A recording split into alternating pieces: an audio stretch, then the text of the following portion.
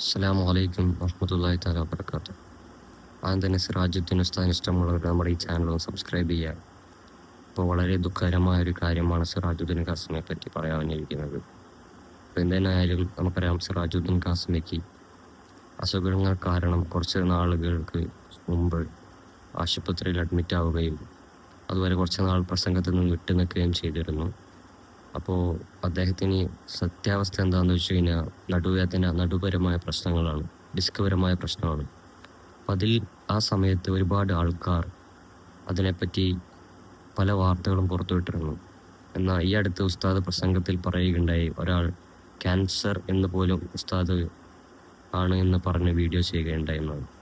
അപ്പം എന്തായാലും വളരെ ദുഃഖകരമായ ഒരു കാര്യമാണ്. നമ്മുടെ സിറാജുദ്ദീൻ ഉസ്താദിന് ആഫിയത്തും ആരോഗ്യമുള്ള ആയുസ്സും പടച്ചോൻ കൊടുക്കട്ടെ. ആമീൻ. എല്ലാവരും ദുആ ചെയ്യാം ഇൻഷാ അല്ലാഹ്. അപ്പോൾ ഉസ്താദിനെ പ്രസംഗം ഇനിയും പറയാനും കേൾക്കാൻ നമുക്കും സാധിക്കട്ടെ എന്ന് എല്ലാവരും ദുആ ചെയ്യാം ഇൻഷാ അല്ലാഹ്.